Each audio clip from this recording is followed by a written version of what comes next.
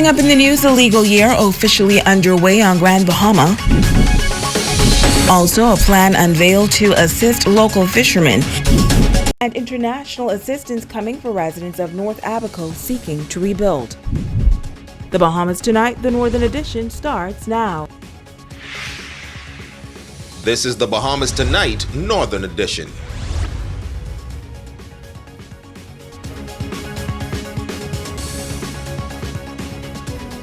This is the Bahamas Tonight, the Northern Edition. Good evening all. I'm Shashina Wolf-Parkinson. As always, it is so great to have you with us. Pomp and pageantry marking the launch of the legal year on Grand Bahama today. Members of the legal profession taking part in the annual march and worship service to kick off the year. Rector of the Pro-Cathedral of Christ the King taking the opportunity to admonish members of the legal fraternity to remain committed to the profession and to do their part to push the country in a positive direction. Italia Hall was there.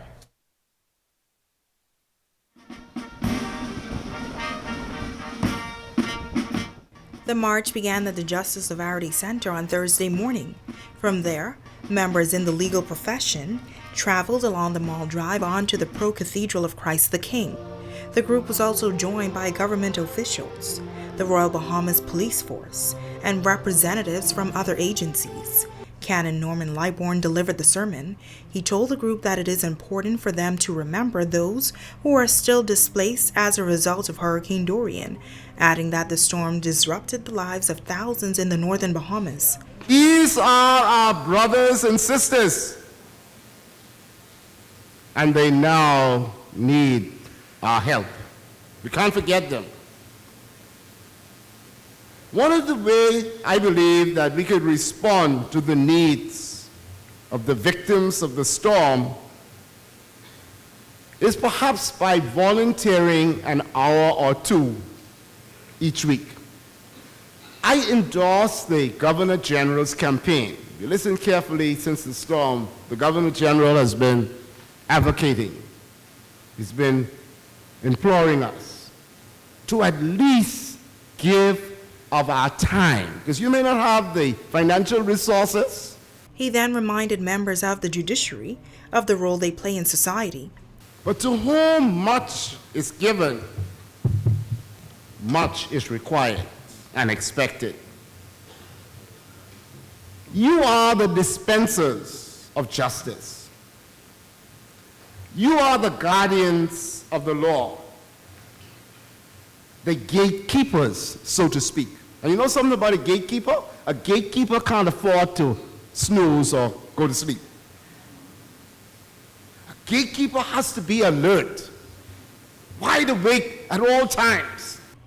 And with the majority rule holiday just hours away, Canon Lightbourne says there are a number of great men and women in the Bahamas who made tremendous sacrifices for Bahamians to have freedom of speech. Hence, he says, the days of silencing others are gone. Milo Butler, Clarence Bain, and Randall Fox, and Lyndon Penling, and Cecil Wallace Whitfield, and Maurice Moore, and Arthur Folks, and the likes.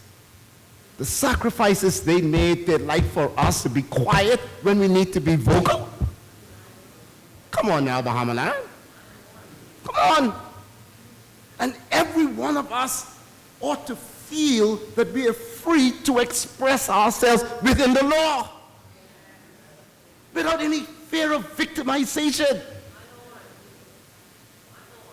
And I mention this because from time to time I hear people expressing doubt and despair and dismay when it comes to being vocal. And the rector says that the goal for all Bahamians should be to build a better, brighter, and buoyant Bahamas. From the church, the group marched back to the Garnet Lavarity Justice Center, where a ceremony was held.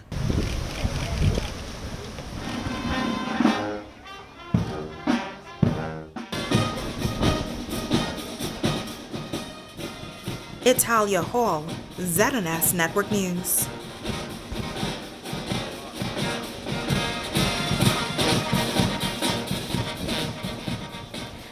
In other news, the Department of Marine Resources is led by the Minister of Agriculture and Marine Resources, the Honorable Michael Pintard, conducting a meeting for fishermen in the northern Bahamas that were affected by Hurricane Dorian. The minister says plans have been put in place to help fishermen rebuild their assets, which include vessels and fishing equipment. We will facilitate grants as well as loans. In the case of grants, the grants, let's be real, are relatively small. They'll range from somewhere around $1,500 for some folks, up to $5,000. To date, we do not have commitments that would allow us to go beyond $5,000. And the grants we will be able to give out until the pool of funds is out. And so we'll be able to do that within this first quarter. Secondly, we will also be able to facilitate low and in some cases, no interest loans. So this is not the commercial rates that you'd be accustomed to at the bank. And we will provide some technical assistance in helping you fill out. This is not one of these applications that are 5 and 6 pages. Minister Pintard noting that the government has partnered with CARICOM and other agricultural agencies in the Caribbean to help with insurance for Bahamian fishermen. We have made tremendous progress in working with regional partners to set up an insurance mechanism that should assist us in the event that we have another catastrophic hurricane. And given what is happening in terms of global warming, let us be clear, we are going to have some challenges in the future. It's not a statement of lack of faith. It's a part of the reality we now live in, being in the hurricane hole. There's a group called Friends of Sweetings Key that we are working with. To date, we've donated 3 vessels to fishers in Sweetings Key. Forrester Simon is the individual who initially came to the government with the proposal, and that contribution was made along with gasoline, engine attached to 3 fishers. Well, meantime, residents of Foxtown in North Abaco assembling for a town meeting last night. Residents were told that international assistance is on the way for those seeking to rebuild. Megan Shepard has more. Residents of Little Abaco turning up in large numbers for an informational town meeting on the way forward in rebuilding and reconstructing post-Dorian. Member of Parliament for North Abaco, the Honorable Darren Henfield, telling residents that they are indeed blessed to have the international community coming in with support. He also reiterated the government's long-term commitment to seeing this island rebuilt even bigger and better. I'm not like any other politician. I will speak to you the truth. This is going to take us some time to recover. You will recover quickly on this end because of the help that God has sent to us and because of the plans that the government has to help us. But the people in Central Abaco, Spring City, Marsh Harbor, Dundastown, Central Pines, Murphytown, and Treasure Key will take a while longer. And so I'm hoping and praying that God will continue to touch the hearts of these NGOs, that when they finish with Little Abaco, I wish somebody in here could help me pray, man. Right? That they will come into Central Abaco and help us to recover. While this northern community did not suffer major damage as did Central Abaco, they have been adopted by Church by the Sea out of Florida. Director of Children's Ministry, Marie Rennie, says that they brought in a team from Florida to conduct assessments back in October and have concluded that some 215 homes are in need of repairs, with issues ranging from roof patchwork to full rebuilds. Of those structures, in our first initial assessment, which will be confirmed and will change as we start getting on roofs and pulling shingles and seeing what's below. But the first one showed that 80 homes need complete new roofs, 109 homes need patchwork repair or repair on the roofs, and 26 homes need to be completely rebuilt. From that assessment, we started our fundraising, which I know it seems like, why are we not on roofs yet? But we had to get the money to come in before we could start with the process of planning. She adds that they are still raising funds in the United States, but they are prepared to begin initial repairs. The first stage of repair is going to be just that. It'll be the repairs. So we're looking to address the new roofs and the homes that need repairs on their roofs. After that stage is complete, or I should say while that stage is going, we'll be working on the fundraising and choosing a concept for the rebuilds. So if you have a home that you know needs repair or rebuild, it will be addressed first.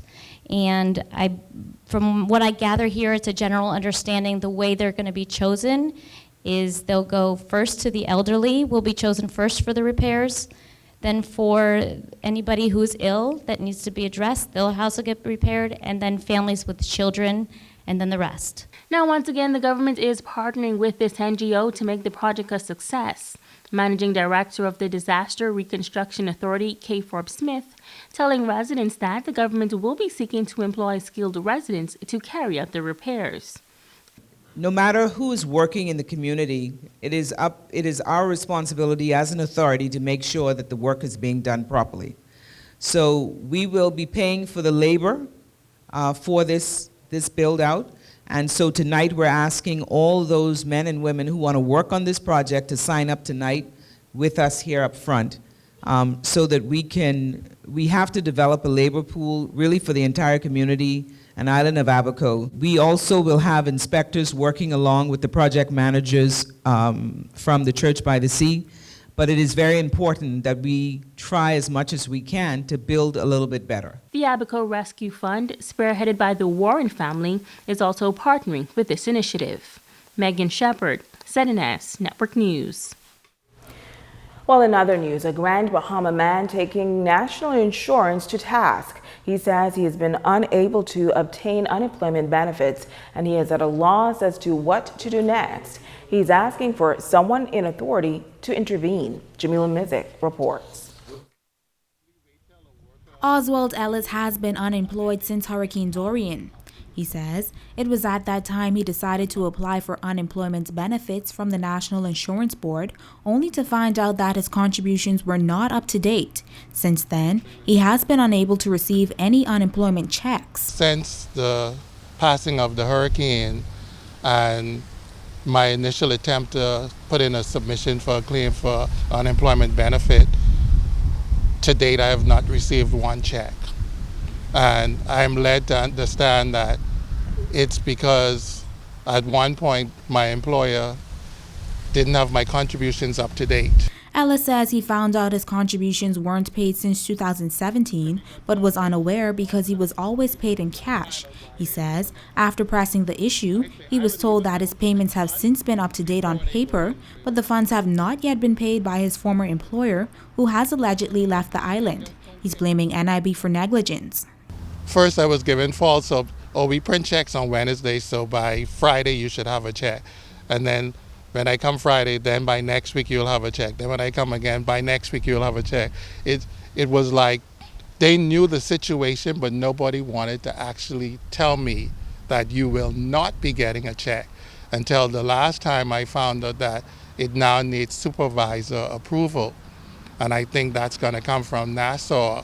I don't know when that is going to happen, but 2 weeks ago I was told I needed supervisor approval. He says it's an unfortunate situation not only for him, but many other Grand Bahamians. To know that only when you actually go to apply for a claim that you discover that your contributions are not up to date. And it seems to be a common practice in this country, or at least on the island of Grand Bahama. Ellis is calling on the powers that be to intervene. Jamila Mizik, ZNS Network News. Now, we contacted National Insurance for a comment and for clarification on the issue. However, no one was able to address these claims. Stay with us. There's more news on the other side of the break.